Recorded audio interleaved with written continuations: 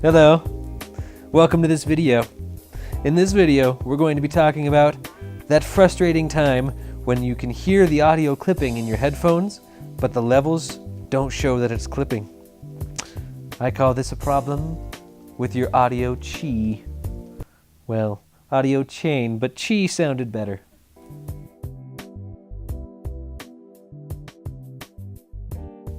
Thanks for being here. Today, as I mentioned, we're going to be talking about how to solve that elusive problem, the problem of audio clipping. Now, to understand why audio clips, you got to understand how audio works, at least a little bit. So, a lot of times, let's just use the setup that we're using right now. We have a wireless lavalier microphone that goes from my chest to this very classy transmitter with very elegant masking tape and the number 1 written in Sharpie, to the receiver, which is connected directly to the in-camera microphone, which we wouldn't actually normally recommend because cameras typically don't have the best preamps, but you can usually get decent results, if not amazing results. Now, in this particular setup, you might think, okay, there's one transmitter, one receiver, that's our audio chain, but that's actually not true. The audio chain starts here. As the audio comes out of my mouth and goes into the microphone. And believe it or not, that is the first link in the chain. And in this link, clipping can occur. Now, why would clipping occur in this link?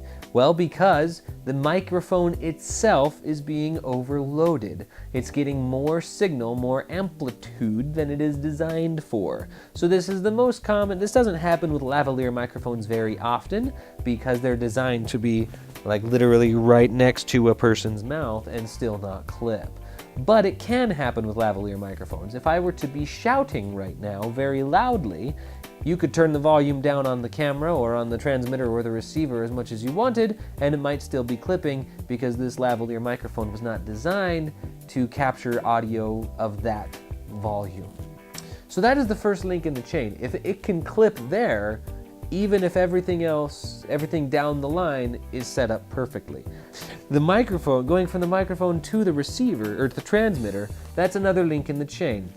If the transmitter is amplifying the signal that it's receiving from the microphone too much, clipping can occur at that point. And then regardless of what you're doing with the levels in camera or on the receiving end, you'll still hear the clipping noise even though no clipping is occurring on your levels. So then from the receiver to the transmitter, that signal, the transmitter, if it amplifies it too much, it can clip there.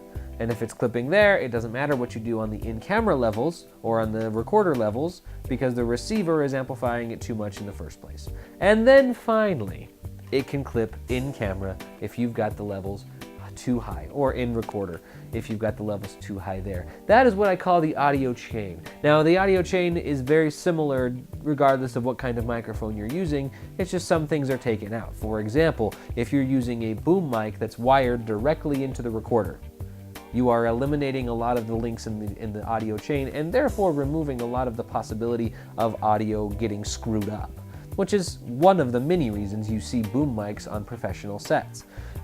There are other reasons as well, but they're not relevant for the topic of this video.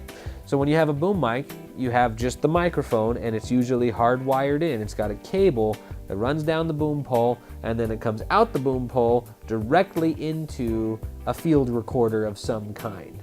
And so you've really just got you've got from mouth to mic, so as long as the mic itself is not getting overloaded, the only other link in the chain is from mic to recorder. So it's a much more simpler audio chain. But if you think of audio in terms of those chains, then you can really isolate when you're having issues with the audio. I hope that was helpful. And I hope that you come back for further videos. And I hope that you subscribe. It would mean very much to me if you did. And now, if you'll excuse me, I have to get back to posing.